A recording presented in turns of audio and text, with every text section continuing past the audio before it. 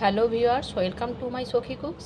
আজ আমি আপনাদের সঙ্গে শেয়ার করব একেবারে দোকানের মতো খুবই সফট ও স্পঞ্জি অরেঞ্জ কেক রেসিপি। এটি আপনারা বাড়িতে থাকা মাত্র 2টি অরেঞ্জ দিয়েই খুব সহজেই বানিয়ে ফেলতে পারেন।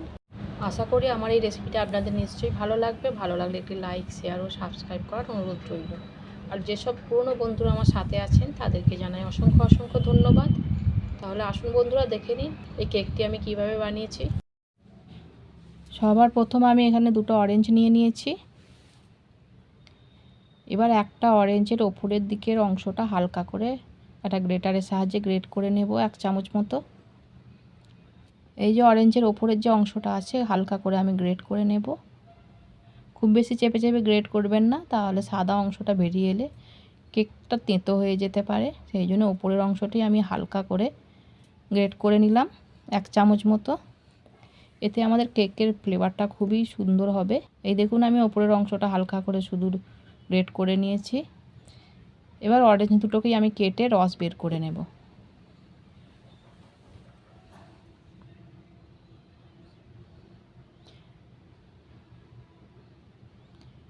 এই দেখুন, অরেঞ্জগুলো আমি কেটে নিয়েছি, এর কালারগুলো খুবই সুন্দর।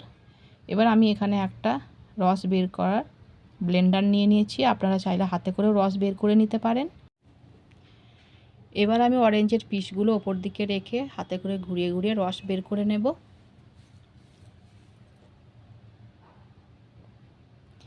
এইভাবেই আমি দুটো অরেঞ্জ থেকেই রস বের করে নেব। এই দেখুন, আমি দুটো অরেঞ্জ থেকেই রস বের করে নিয়েছি। এবার আমি এই রসটাকে একটা ছাঁকনির সাহায্যে একটা পাত্রে ছেঁকে নেব। আমার প্রায় দুটো অরেঞ্জ থেকে 1 কাপের একটু কম অরেঞ্জ জুস বের হয়েছে। আর এই অরেঞ্জের কালারটা খুবই সুন্দর ছিল, তাহলে আমাদের কেকের কালারটাও খুবই সুন্দর আসবে। এবার এর মধ্যে দিয়ে দিলাম 1 কাপ চিনি আর ওই কাপেরই হাফ কাপ রিফাইন্ড অয়েল দিয়ে এই তিনটি উপকরণ আমি বেশ ভালো করে একটা হুইস্কের সাহায্যে ফেটে নেব। আপনারা পারলে সুগার পাউডারও দিতে পারেন, তাহলে খুব সহজেই মিশে যাবে। আমি যেহেতু গোটা চিনি দিয়েছি সেই জন্য একটু সময় নিয়ে ভালো করে ফেটে নিতে হবে, যাতে বেশ ভালো মতো চিনিটা গলে যায়। এই দেখুন, আমি প্রায় 10 থেকে 15 মিনিট হুইস্কের সাহায্যে ভালো করে আমি ফেটে নিয়েছি। চিনিটা বেশ ভালো মতো মিশে গেছে বা গলেও গেছে।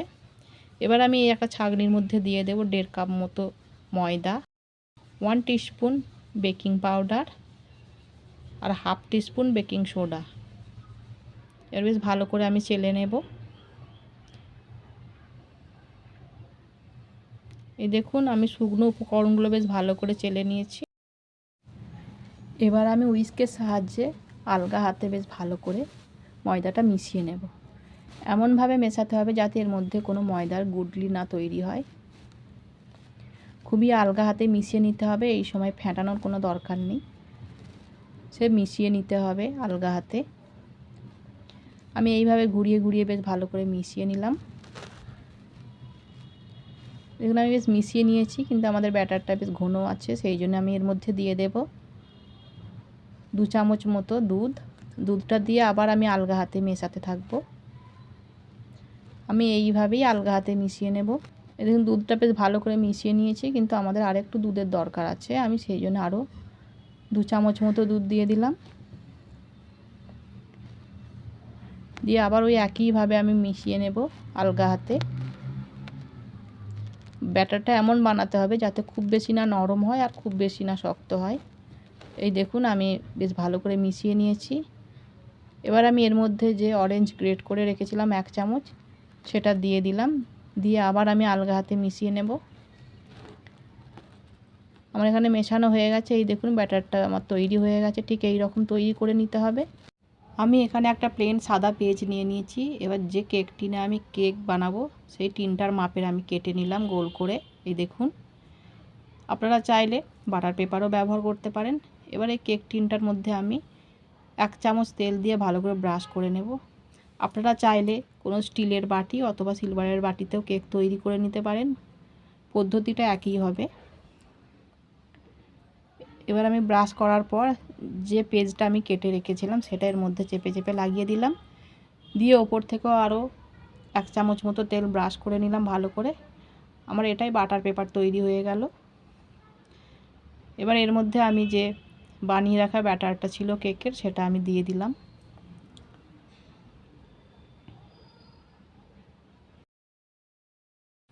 আমি এখানে ব্যাটারটা ঢেলে দিলাম।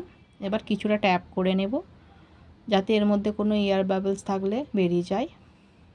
অন্যদিকে আমি একটা ফ্রাই প্যান আগে থাকতেই গরম করতে দিয়েছিলাম। দেখুন তার ভেতর আমি একটা স্ট্যান্ডও রেখে দিয়েছি। এবার কেক টিনটা আমি এর মধ্যে বসিয়ে দিলাম, দিয়ে ঢাকা দিয়ে মিডিয়াম ফ্লেমে আমি প্রায় 30 থেকে 40 মিনিট বেক করে নেব। আমি ফিরে আসছি 30 মিনিট পর। এই দেখুন বন্ধুরা, আমি 30 মিনিট পর ফিরে এলাম। কেকটা আমি আপনাদেরকে দেখিয়ে দিচ্ছি। এই দেখুন চাকুর মধ্যে কিন্তু এতটুকুনি লাগছে না, তার মানে আমাদের কেকটা বেশ ভালো মতো বেক হয়ে গেছে। এবার আমি এই কেকটা ভালো করে ঠান্ডা করে নামিয়ে নেব। আমার এই রেসিপিটি যদি এতটুকু আপনাদের ভালো লেগে থাকে তাহলে অবশ্যই একটি লাইক করবেন, অন্যদেরকে শেয়ার করবেন। এই দেখুন ঠান্ডা করে আমি কেকটা নামিয়ে নিলাম। এবার এর চারধারটা আমি একটা চাকুর সাহায্যে ছাড়িয়ে নেব, যাতে কেকটা খুব সহজেই বেরিয়ে আসে। আপনারা দেখেই বুঝতে পারছেন বন্ধুরা কত সুন্দর কেকটা হয়েছে।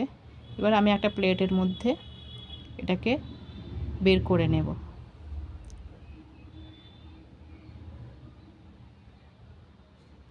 এই দেখুন বন্ধুরা কত সুন্দর কেকটা হয়েছে, আপনারা দেখে নিশ্চয়ই বুঝতে পারছেন। এই দেখুন খুবই স্পঞ্জি হয়েছে, কিন্তু হাত দিতেই কিন্তু আমার আঙুল ঢুকে যাচ্ছে, তার খুবই স্পঞ্জি হয়েছে। ধারগুলো দেখুন কত সুন্দর দেখতে হয়েছে। এবার ওপর থেকে আমি পেপারটা বের করে নেব।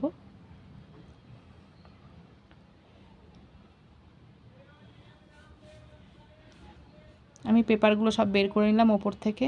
দেখুন কালারটা কত সুন্দর হয়েছে।